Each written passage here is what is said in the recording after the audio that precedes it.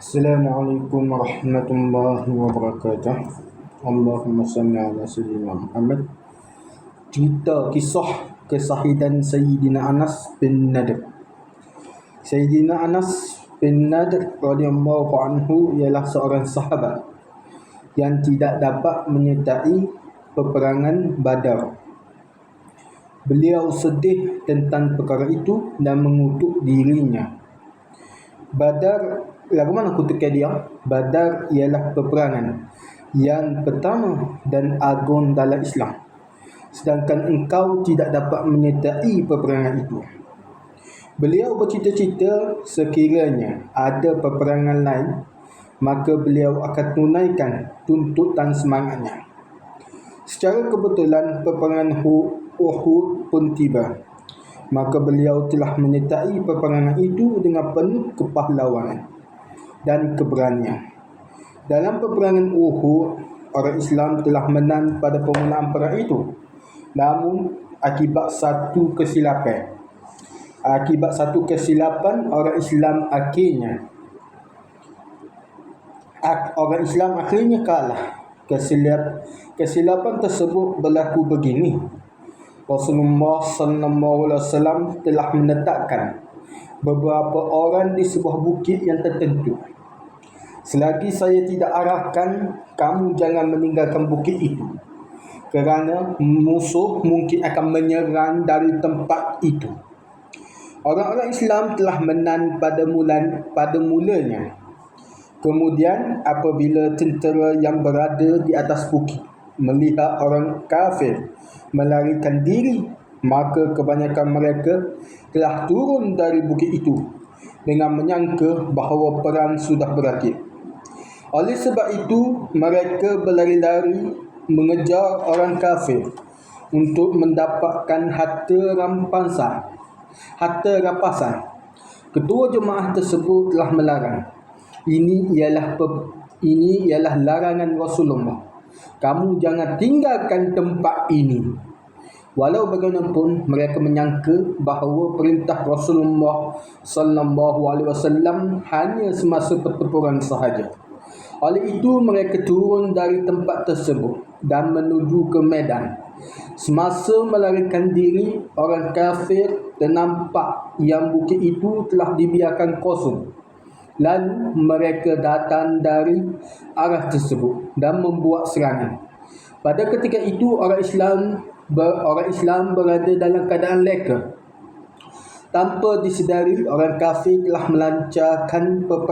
melancarkan serangan mengejut, dan ini menyebabkan orang Islam rasa tertekan. Tambahan pula, orang Islam berada di tengah-tengah orang kafir yang menyerang dari kedua-dua arah. Oleh sebab itu, mereka lari tidak tentu arah. Sayyidina Anas radhiyallahu anhu telah ternampak seorang sahabat, iaitu Sayyidina Sa'ad bin Mu'adz radhiyallahu anhu, datang dari arah hadapan. Beliau berkata, "Wahai Sa'ad, ke mana engkau hendak pergi?" "Demi Allah, keharuman syurga sedang datang dari arah bukit Uhud."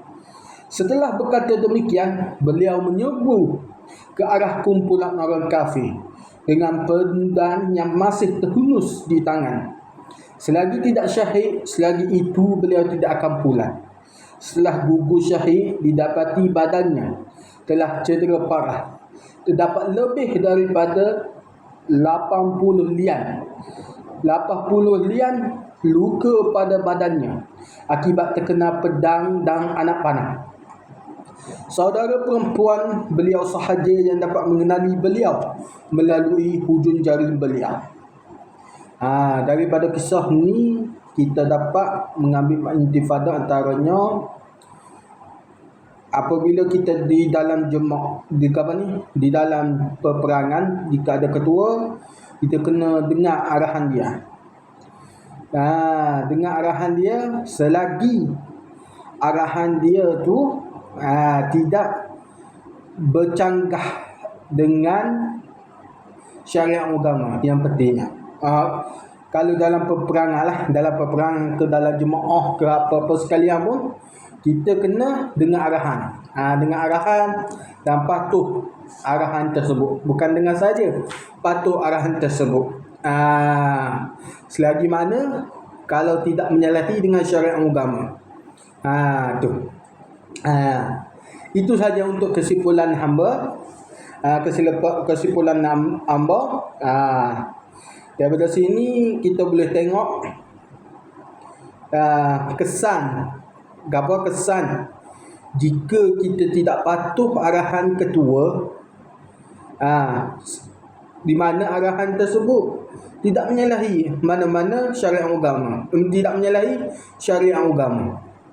Jadi kita kena dengar dan patuh. Kenapa? Contohnya dalam peperangan. Dalam peperangan, jika ketua kata kamu semua ni kena, satu pelantun kena pergi belah kiri. Bermakna dia telah merancang strategi dan ataupun mendapat risikan dan sebagainya lah. Itu saja. Assalamualaikum warahmatullahi wabarakatuh.